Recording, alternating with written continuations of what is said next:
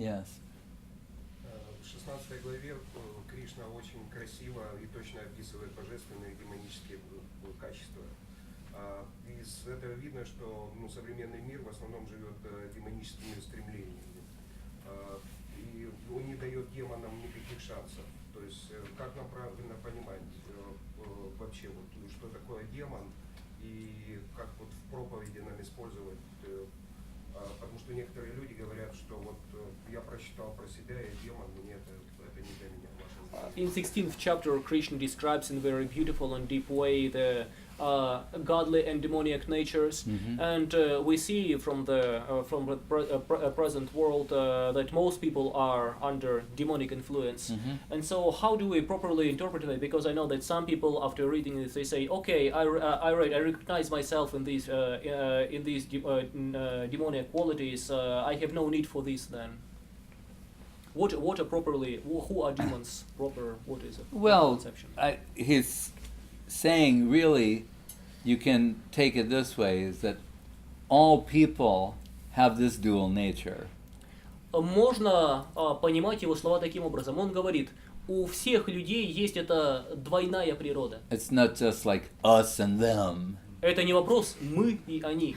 But there's an old joke from the 60s, written by a cartoonist, where he said, "We have met the enemy, and the enemy is us." Как есть старая шутка, написанная одним автором карикатуры. Этот художник написал такие слова: "Мы нашли врага, и оказывается, что враг это мы." So we're struggling with these two natures, the divine and the demonic. Итак, мы боремся с этими двумя природами, божественной и демонической. I remember reading that when I was a teenager. Помню, как я прочел это, будучи подростком. And I was like checking off all the demonic qualities and going, "Oh no." И я тогда отмечал, ставил галочки около всех демонических качеств, и мол, о нет. And then Krishna says, "But don't worry, Arjuna, you've got divine qualities." И потом Кришна говорит Арджуне: но ты, Арджуна, не волнуйся, потому что ты наделен всеми божественными качествами. I thought, but I'm worried, I got all on the list. Я подумал, the wrong quality, bad qualities. Я подумал, но у меня-то есть поводы беспокоиться, потому что я-то проверил по списку, у меня все демонические качества. So that's why we need to be honest with ourselves and do a candid, critical self-analysis. Вот почему мы должны быть предельно откровенны с собой и быть готовы к критическому и открытому самоанализу. As Srila Govinda Maharaj would say, my religion is finding fault with myself. Как говорит Шрила Говинда Махарадж, моя религия – это искать изъяны в себе. So we turn that critical eye inward. Итак, мы направляем склонность искать недостатки внутрь. And it leads the devotee to say, as expressed in the song of Bhakti Vinod Thakur, Yogyata vichare kichunahi pai tomara karunasar. Saying, Gurudev, if you examine me, you'll see no good qualities. И это приводит преданного к тому, что он говорит, как это пишет Бхактивинод Тхакур в своей песне. «О, Гуру, если ты взглянешь на меня, то ты увидишь, что во мне нет никаких хороших качеств. But by your grace, anything is possible." Но по твоей милости возможно все. So we hear Guru Maharaj talking about the department of mercy. Мы слышали, как Гуру Махарадж говорил о департаменте милости. And Shakespeare in The Merchant of Venice talks about the quality of mercy is not strained, it droppeth like the gentle rain from heaven. И Шекспир в «Венецианском купце» также пишет о том, что качество милости ничем не ограничено, она, подобно дару небес, спадает свысока. And he says there, if not for mercy, none of us would have any hope. Ведь если бы не милость, ни у кого из нас не было бы никакой надежды. So Guru Maharaj said, because we're in the world of action and reaction, he said, don't go to seek your fortune at the Department of Justice. Гуру Махарадж говорит, сейчас, поскольку мы живем в мире действий и их последствий, он говорит, не пытайтесь обратиться в департамент справедливости. Said, but go to the department of mercy. Но идите в департамент милости. And you like this expression, mercy above justice, mercy over justice. Ему нравилось это выражение «милость выше справедливости». That's Krishna conception. Это Кришна концепция. Satyam Shivam Sundaram. In the highest position, beauty, love, charm, sweetness, mercy, affection. Высочайшее положение занимает любовь, очарование, сладость, красота, сострадание, нежность. Conceals all deficiencies. Это скрывает все недостатки. Right? We're told the Bengali, the mother with the blind child names the child Padmalochan, means beautiful lotus eyes. Нам говорят, что в Бенгалии иногда мать, родившая слепого ребенка, может назвать его Падмалочан, лотосоокий. From an objective point of view, saying your child is blind. С объективной точки зрения люди могли бы сказать, твой ребенок слеп. But her love and affection is concealing that defect. No, has such beautiful lotus eyes. Но ее любовь скрывает эти недостатки. Она говорит, нет, на самом деле у него прекрасные лотосоподобные глаза. So Guru Maharaj says, we're approaching Krishna and asking that he overlook our asuric qualities.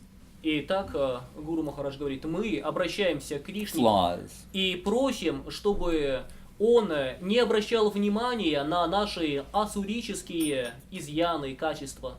But then we might say, oh, but why is he being merciful to that person? Но тут же говорим, но почему Кришна тогда милостив вот вон к тому? They're really bad. Он очень плохой. I said, well, wait, you're saying you'd like Krishna to overlook your flaws and be merciful to you. He's overlooking their flaws and being merciful to them. Но постой, ведь ты же только что просил Кришну, чтобы он был милостив к тебе, не обращал внимания на твои изъяны. Он также милостив и к нему. So, when viewing others in the world, we will see that they're playing out their karma. Когда мы смотрим на других, мы понимаем, что они просто отыгрывают свою карму. And they've misconceived what is actually in their self-interest. И они неправильно понимают, что на самом деле им нужно. Placing the maximum amount of emphasis on the external things, ignoring the substance within. Максимальные усилия они направляют на что-то внешнее, игнорируя при этом внутреннюю суть. So, but we know the Lord, Gurudev said, there's only two things we know for sure, is that we are fallen, and we've heard that Krishna is merciful to the fallen. Но, как Гурудев говорил иногда, точно мы знаем только две вещи, что мы падшие, и что мы слышали, что Кришна очень милостив к падшим. So we're hopeful for ourselves and for others.